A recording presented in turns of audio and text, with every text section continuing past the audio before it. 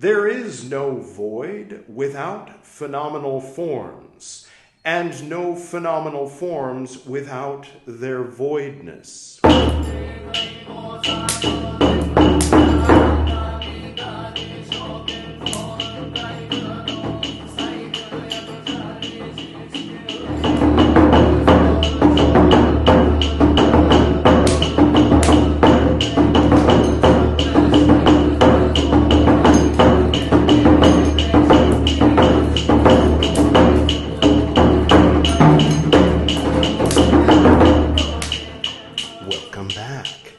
This is Buddhist Books Podcast, episode 235, Shingon Buddhism, part 3.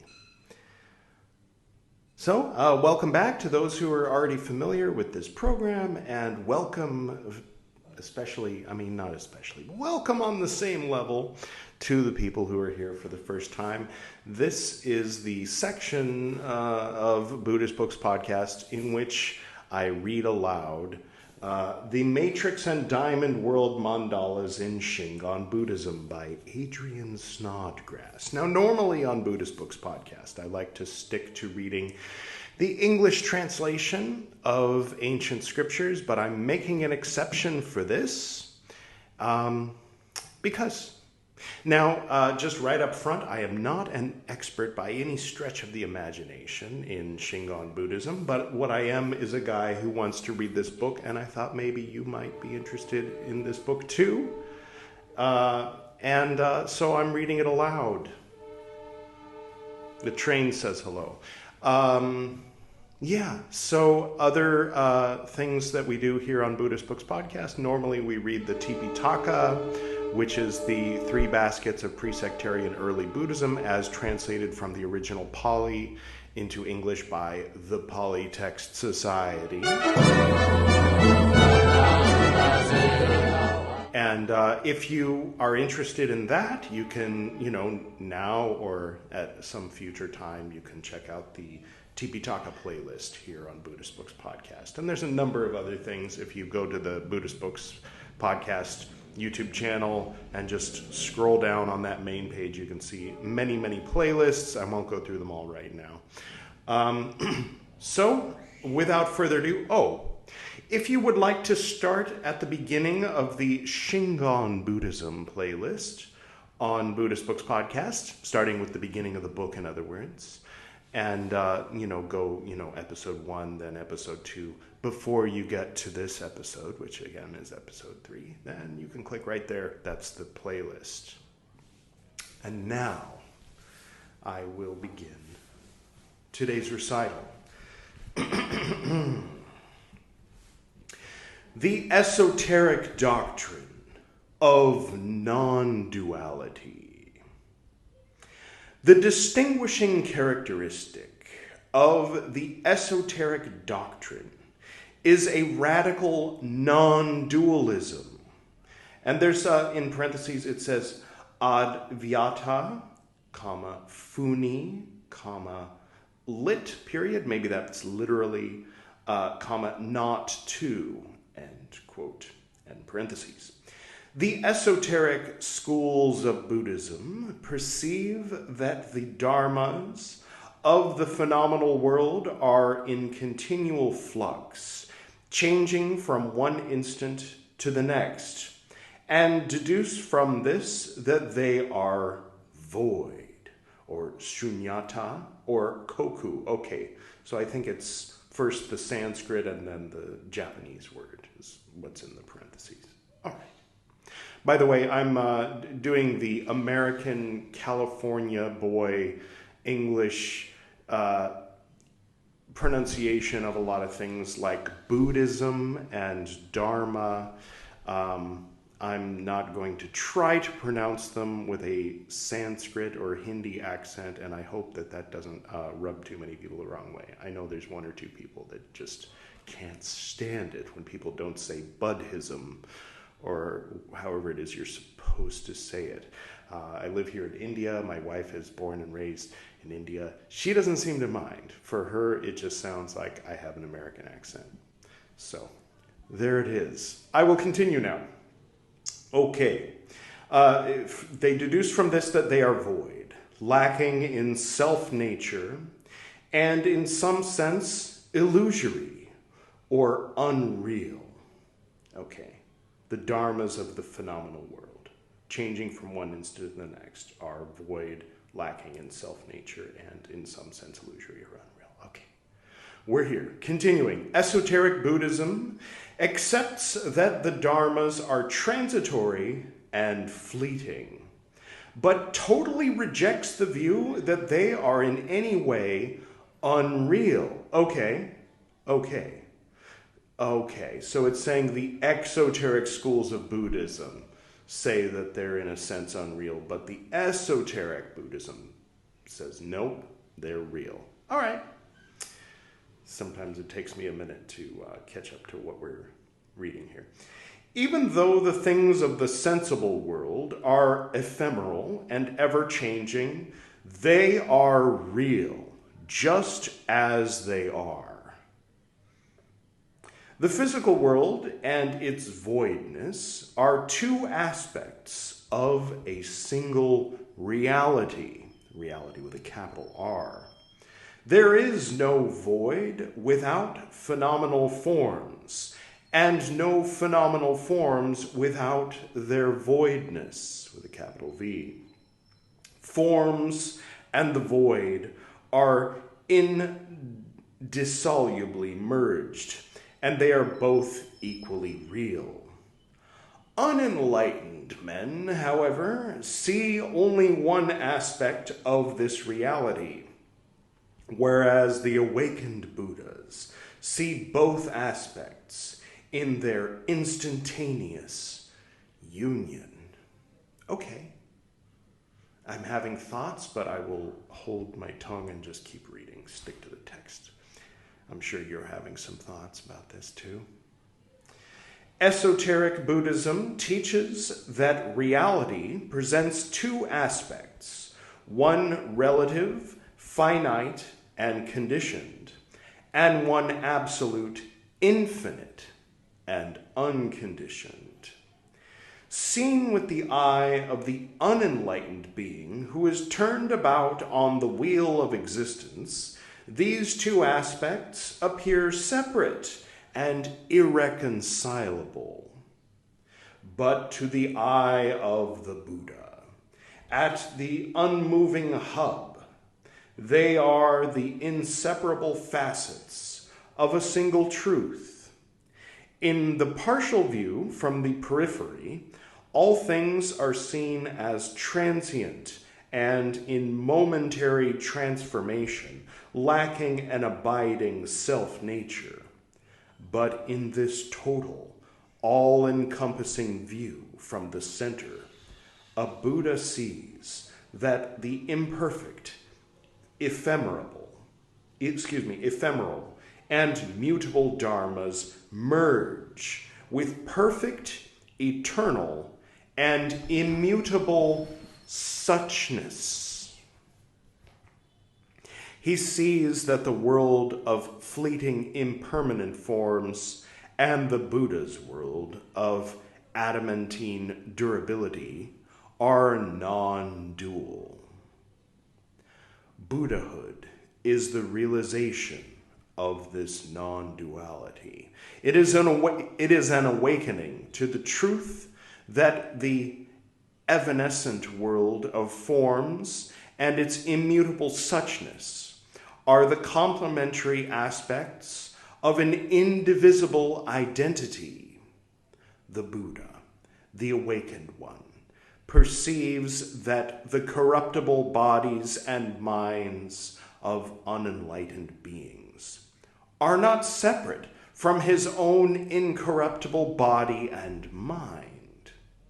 Having realized the non-duality of the finite and the infinite, he knows that his body and mind are limitless and unconditioned, and yet not distinct from the limited and the conditioned. His body and mind are the universe of forms, neither more nor less, merged with it in a perfect interpenetration, so that the physical dharmas are the limbs and members of his body, and all mental dharmas are the functionings of his mind. For a Buddha, every distinction of self and other than self has disappeared. Mahavairocana Tathagata embodies the knowledge of the non-duality of the world and its suchness. His body and mind together constitute the Dharma body. Dharmakaya and Hoshin are the words in parentheses. Coextensive with the entire cosmos and inseparably blended with all its phenomenal entities, both physical and mental. His Dharma body is coterminous and coincident with the universe of forms. It is everywhere present in space and forever present in time. It is contained eternally and entirely in every smallest particle of the universe. Every minute speck contains every last Dharma. Every mote of dust contains the whole Dharma body of the Tathagata. Even though imbued with the impurities of ignorance and passion, each of the beings of the 10 worlds is totally merged with Mahavairocana's Dharma body, and fully comprises that body within his own body and mind. The being and the Buddha are not two. Kobo Daishi formulates the concept of non-dual interpenetration in the doctrine of, quote, perfection of Buddhahood and the body, end quote. The doctrine is the basis for Shingon theory and practice. He says, quote, the 4 characters, Soku Shin Ju Butsu, that's perfection of Buddhahood in the body, contain infinite meanings. There is nothing in all the various Buddhist doctrines that they do not contain, end quote. The perfection of Buddhahood in the body is the teaching that the body of the being and the body of the Buddha unobstructedly interpenetrate. Quote, the body of the Buddha is the body of all beings, and the bodies of all beings are the body of the Buddha. The attainment of Buddhahood is an awakening to the knowledge that the fleshly body, just as it is and precisely in its present state of impurity and imperfection, is non-dual with the Dharma body of the Tathagata.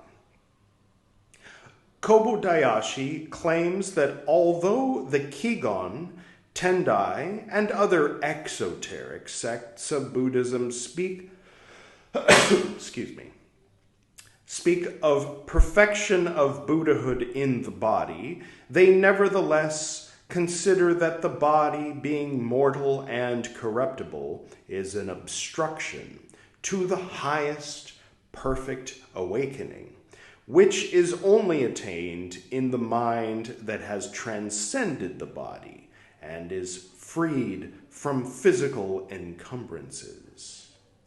The Shingon doctrine, by contrast, is that Buddhahood is attained in both the body and the mind, just as they are, here and now, in their untransformed and impure state. The doctrine sets esoteric Buddhism apart from the exoteric sects, although some exoteric schools, such as the Hosso and Tendai, pay lip service to concepts of non-duality of phenomena and voidness, and the identity of samsara and nirvana, they nevertheless teach that only the spiritually advanced are capable of grasping the true meaning of non-dualism, while the majority of men must accept doctrines of dualism as provisional and temporary expedients until they have developed by long training a capacity to understand the more subtle and difficult concept. Esoteric Buddhism, on the other hand, teaches that a perfect understanding of the doctrine of non-duality is not the prerogative of the gifted, but can be grasped by men of small spiritual capacity. It finds no need to admit doctrines of duality as temporary expedients, but rigorously applies an uncompromising non-dualism to every aspect of its theory and practice.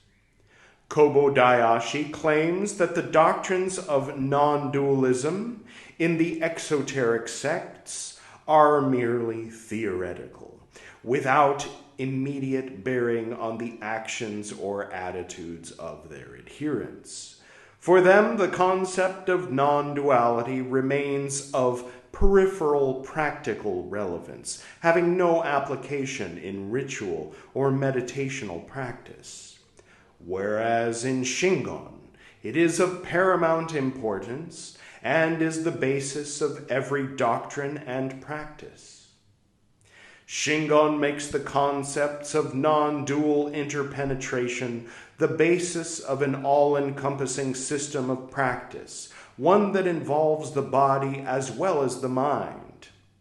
It valorizes bodily gestures and speech, using them as integral and essential components of ritual practices aimed at merging the sadhaka's body, speech, and mind with the Tathagata's dharma body. This merging corresponds to the 10th and highest of the 10 stages of mind, that of, quote, the mind adorned by the three mysteries, end quote, in which the body, speech, and mind of the sadhaka, by way of ritual practices employing hand gestures and vocal formulae, as well as mental concentration, interpenetrate the three mysteries of the body, speech, and mind of the Buddha. The theme of non-dual interpenetration underpins every variation of esoteric theory and practice. Its exposition is the primary concern of esoteric doctrine, and the immediate realization of its truth in the sadhaka's body and mind is the primary objective of esoteric method. Every Shingon teaching, ritual, and mandala expresses the postulate that the body, speech, and mind of the being interpenetrate the body, speech, and mind of the Tathagata. That's the end of the section. I am going to keep reading, but that perfect, pristine sound quality in which you heard my voice and the child playing outside and a few other things will now be slightly hindered by the sound of the air conditioning, which for me is lovely. Sometimes I sacrifice comfort for sound quality, at least for the beginning of the episode, but now that you're hooked, sorry. Okay, I'm going to keep reading now. This next section is called The Doctrine of the Three Universals. Kobo Daishi bases the doctrine of non-dual interpenetration on the concept of, quote, dependent co-origination from the three universals, end quote. All Buddhist schools, he says, agree that the dharmas come into existence not spontaneously, but as the result of dependent co-origination. They differ, however, when they come to identify the source from which the dharmas arise by dependent co-origination.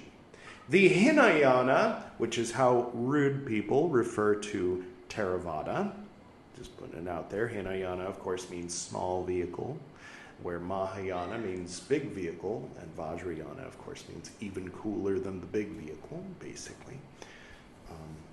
So yeah, from within their paradigm, specifically, it's called Hinayana, just like all of Jewish scripture from a Christian perspective is called the Old Testament. Similar. Continuing.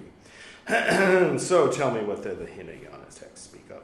The Hinayana text, you mean the teachings of Lord Buddha? What do they say? Sorry, I will hold my tongue. The Hinayana texts speak of dependent co-origination from the four causes or from the six causes. And then there's a footnote. Let's see what the footnote says here. The four causes are 1, the direct cause. 2, the first moment of thought that is the cause of the second moment of thought.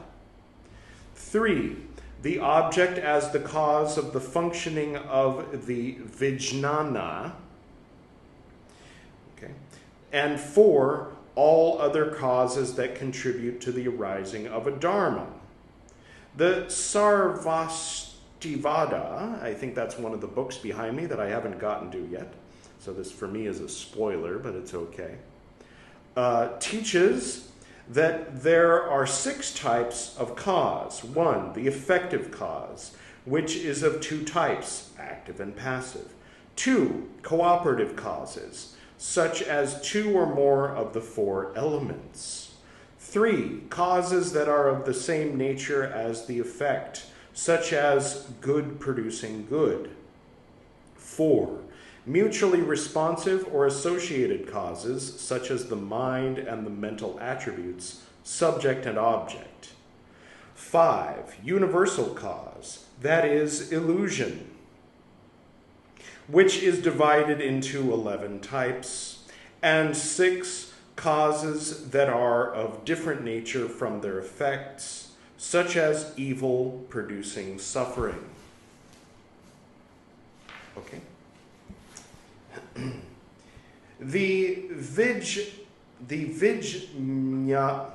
I'm not going to pronounce this correctly, just so you know. The Vijnanavada sect says that's Hoso, the Japanese name for that. Sect says that the dharmas arise by conditioned coordination from the storehouse consciousness. The Tendai sect teaches that the dharmas arise by dependent co-origination from suchness. And the Avatamsaka, or Kigon, sect teaches that they arise from the Dharma world. These various teachings all contrast the dharmas and that from which they rise, with the implication that whereas the dharmas are impermanent and mutable, their source is permanent and immutable. The reality of the dharmas lies not in themselves, but elsewhere, in a realm where the limiting conditions of form are transcended, in voidness, in suchness, the storehouse consciousness, the Dharma world, the Buddha's pure land, or in some other formless, immutable, and unconditioned realm that is distinct and separate from the formal, mutable, conditioned, and unreal world of phenomena. Now, speaking of phenomena, there's a phenomenon that I've encountered as I've been diving into various philosophies and paradigms in which one has to find a balance, or there's different ways to approach different things. To have an open mind and respect toward what you're reading, but what about when what you're reading doesn't have an open mind or respect toward something else that you're also reading? You know what I'm saying? It's sort of like that whole thing of, if there's a religion that oppresses women, and you're a person who wants to stand by the ideals of equality for women and respecting the religions of others, then what do you do when there's a religion in which the religion says you should oppress women? Do you respect the religion, or do you root for the revolution within the religion that would result in equality for women? I'm just asking the question. It's up to you to decide for yourself how to approach these things. But with all of that being said, okay, so this is how Adrian Snodgrass is paraphrasing how Kobo Daishi strawmans Theravada and Mahayana and the various forms of Mahayana which were popular in Japan while he was alive. Okay, that's out of the way. I like this book. I do. It's just when these very simplistic, like this is a lot of teachings are behind me that are being reduced to, yeah, he says the Dharma comes from, the Dharma is not real, but it comes from stuff that's real, and it's just limited and wrong. Okay, that's what this says, and I respect this enough that I'll read it, but I'm also acknowledging that I also respect the thing that he's disrespecting enough to give it equal consideration and validity and respect, which is hard. It's like when you have two friends, when you were in school and you have two friends and you like both friends, but one of the friends hates the other friend. What do? You sit there while they're listening to them talk crap about your other friend. And if you stand up for that other friend, do you lose the friend who's talking crap? I don't want to lose Shingon as a friend, but I do want to stand up for Theravada. Don't call it Hinayana. That's all I'm saying. I mean, that's one of the things I'm saying. I'll keep reading. Sorry. Sometimes it happens where I can't resist talking. The other thing, since I'm talking, the other thing that came to mind earlier was, in the Heart Sutra, at least the short version, right? Hanya Haramita Shingyo, that one. Form is emptiness, and emptiness is form. Now, people who are not Buddhist, who have no intention of being Buddhist, who like to, let's say, straw man. If you're not familiar, straw man is where you're not talking about or to the actual thing or argument or statement or philosophy, but you're creating a cartoon version of it that's very simple and exaggerating aspects while ignoring other aspects of it in order to create an easy target for yourself to defeat in an argument. That's what straw man is. So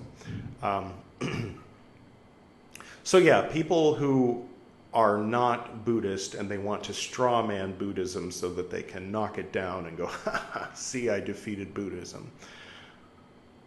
If you're not familiar with the type of person who would want to do that, then you live a blessed life. But anyway, they'll say, they think nothing exists. Everything is nothing. And it's like, well, that's only half of it. Also, nothing is everything. The nature of phenomena and the nature of voidness are one and the same. And they're opposite sides of the same coin. And he's saying that it's united in what is called suchness, which is totally different from saying everything is nothing, like nihilism or something, like none of this is even real, it's all an illusion. No, that's not exactly what it's saying, but that might be a step towards somewhere that a person might want to confront and contemplate and then get over it eventually, but it's definitely not Buddhist dogma. Okay, those are my 2 cents on that.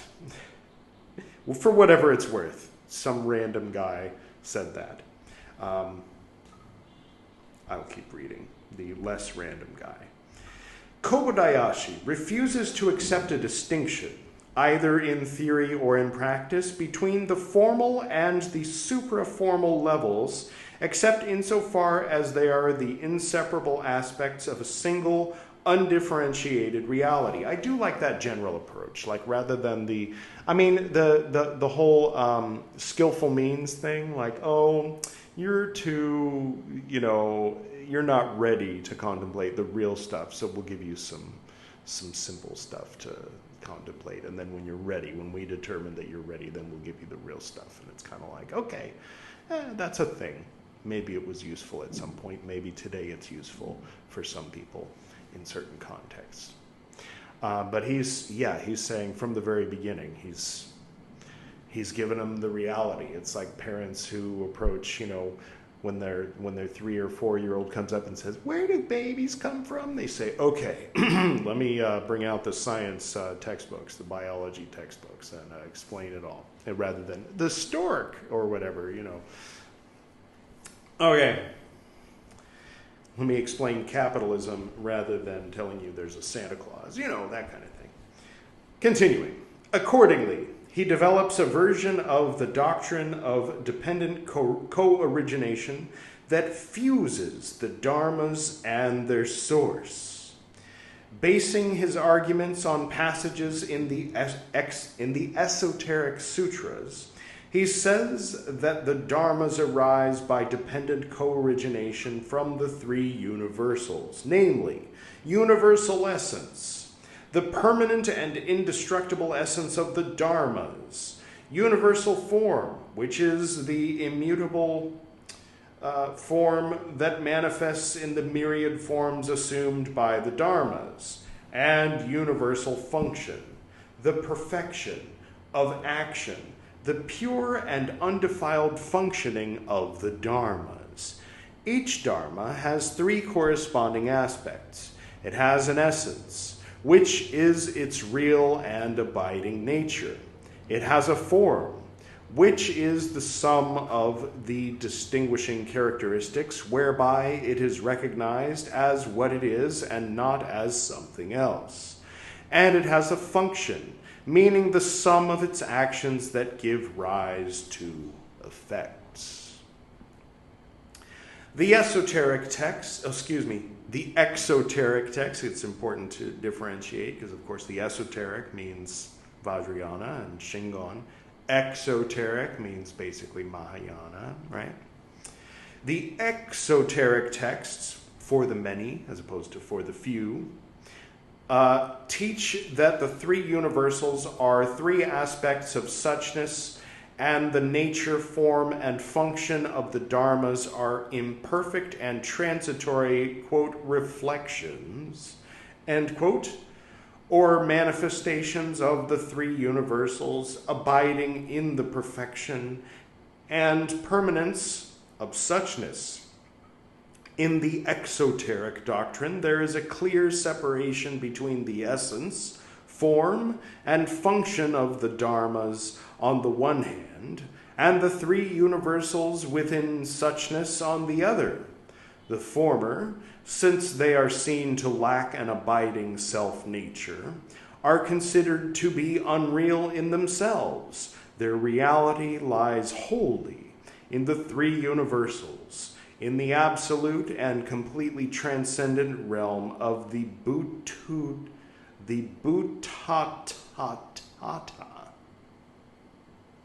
In relation to suchness, the dharmas are null and void. Their reality lies entirely in suchness. To abolish the distinction between the phenomenal world and suchness, and to demonstrate that the reality of the dharmas inheres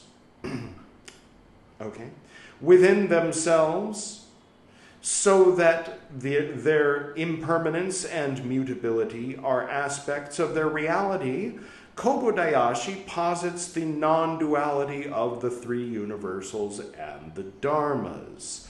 The three universals, which are the permanent and abiding aspects of the dharmas, are not distinct from their ephemeral impermanence. The three universals wholly interpenetrate the essence, form, and function of phenomena.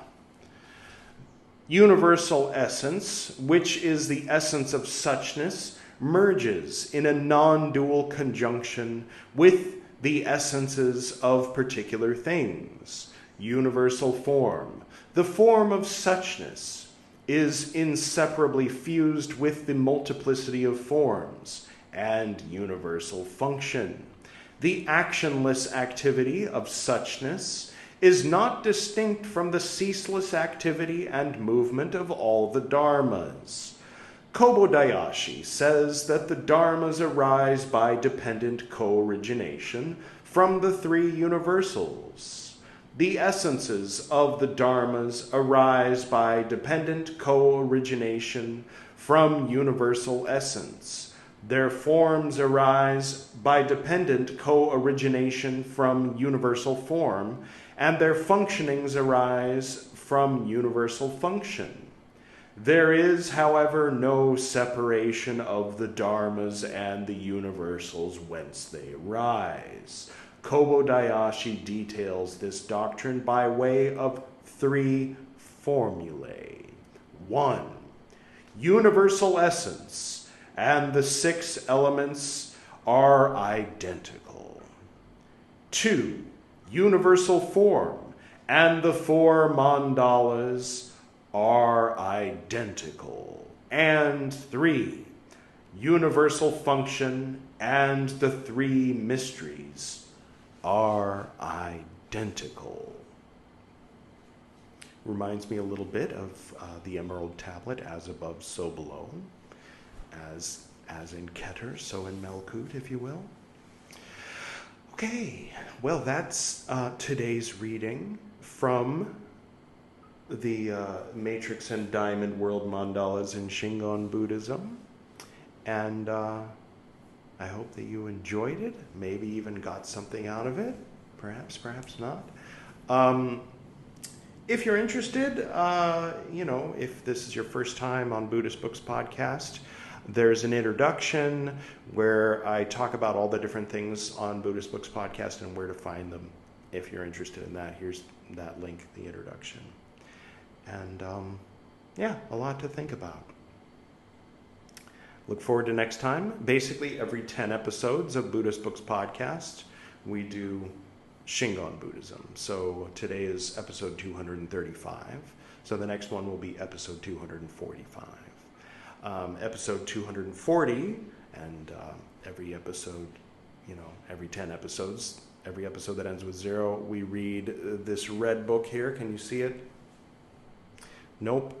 Anyway, it's behind me. The Life and Liberation of Padmasambhava, which is also Vajrayana, but very different from this book on Shingon Buddhism. So it's kind of nice and interesting to get two very different perspectives on Vajrayana Buddhism. One is like an epic poem about a great sage who brought Vajrayana Buddhism, with a few other monks, to Tibet. And the other is just sort of like a stereo instructions explanation from Adrian Snodgrass about the manifestation of Vajrayana Buddhism in Japan. So slowly learning just a little bit about Vajrayana, but mostly we're focusing on all the episodes that don't end in 0 or 5. We're reading the Tipitaka of pre-sectarian early Buddhism so that we can slowly build the foundation upon which we can build Mahayana by reading the early Mahayana Sutras before we delve into the Theravadan scholar monks of 1,200 years after the Tipitaka, and then we'll get to late Mahayana, and then we'll dive in finally, and I'm sure I will look completely different by then because this is going to take decades, to Vajrayana. But in the meantime, get a little sneak preview of the coming attractions of the 2040s, perhaps, on Buddhist Books Podcast. Hope everyone's doing well. Hope you have a wonderful week. I will go ahead and do the closing now. To the north and to the south, to the east and to the west, to the spirits of light among us and to the spirits below, we send out our reverent love and compassion.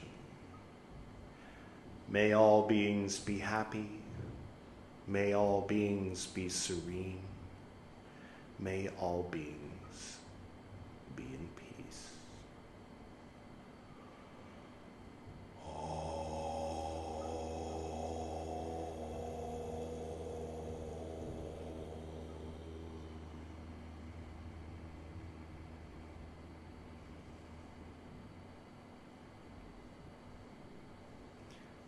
Until next time.